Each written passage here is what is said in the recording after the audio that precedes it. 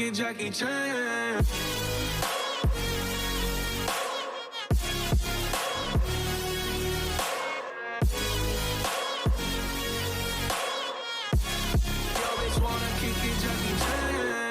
What's going on, guys? STANGSAUCE here. Welcome back to the channel. Today in this one, we've got some crazy news that I was scrolling through Instagram and saw. If you guys were living in a rock today, or if you've been under a rock for the last few days, let me get you up to speed. So Sema 2019 is going on. Sema is always a big car event. They do prototypes, they have crazy builds, they do a bunch of stuff, there's drifting events, blah, blah, blah, blah.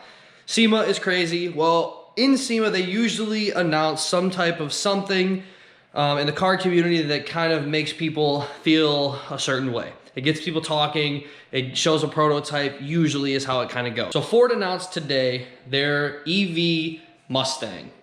If you don't know what EV stands for, that's electric vehicle.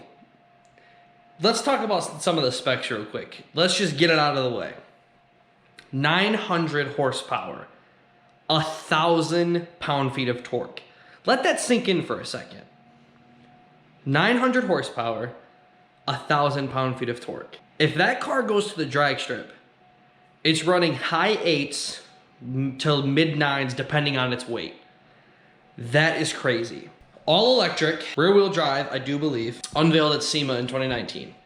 Now, this is probably never going to come to fruition because this is just a prototype.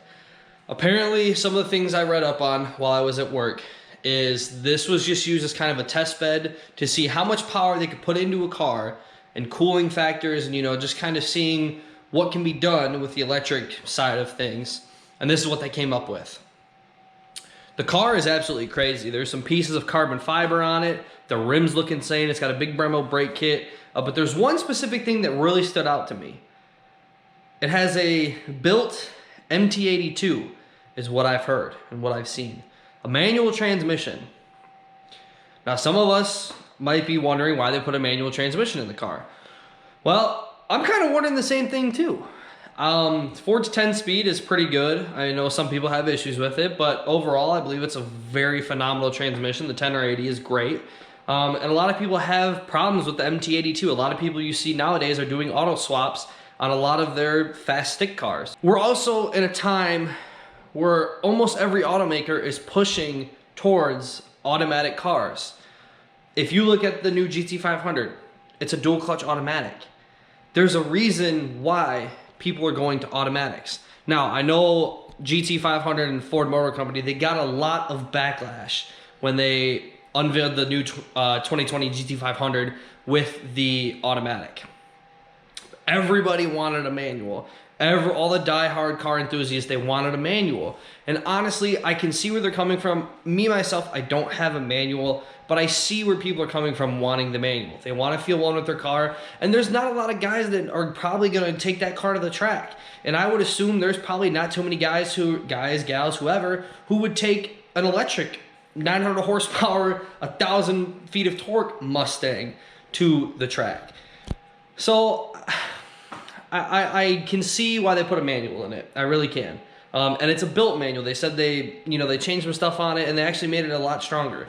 But the problem is this car is probably never going to come into fruition. They said it was basically just a prototype. But if we think about if we step back and take a broad look at things here, on the 17th of November, Ford's unveiling their Mach-E. Their crossover Mustang SUV, whatever they're claiming it to be. I honestly, I don't know yet. So it's coming. It's here. Electric Ford Mustang crossover, whatever, is here. It's coming. So the push for electric vehicles is the future. That's what's going to happen in the automotive world. Automatic cars and electric vehicles. Everybody burns gas, and the push is to always go towards what's better for the environment. That's what everybody says. I'm not necessarily, agreeing with it, but electric cars are where it's at. With the power and the torque, I mean, it's hard not to want one. I mean, honestly, it's hard not to want one. Porsche came out with their Taycan, and that car has 550 horsepower, and I think it had a good amount of torque just to match up with that too.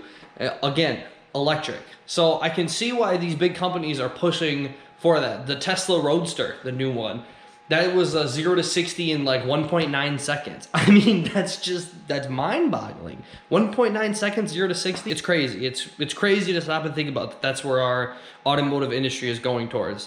So, like I said, I don't know too much about this vehicle other than just kind of what I've read up on. Like I said, I know there's some exposed piece of carbon fiber. It's got a manual. It actually has the big like Tesla type screen into it. The pictures that I saw, if you haven't seen them already, you can check those out. Ford Performance has them. Steeda has a picture on their website too, or on their Instagram. Check them out on Twitter, whatever. Check all those people, all those companies out, and go see it for yourself. It looks like a crazy vehicle that I'm sure a lot of people would love to see actually come into reality and not just be a prototype and actually be a production vehicle. But yeah, that's pretty much it for the video. I hope you guys all enjoyed. If you want to see more, make sure you subscribe, hit the bell for notifications so you can stay up to date with all my content. If you really enjoyed, hit the thumbs up, and as always, peace out.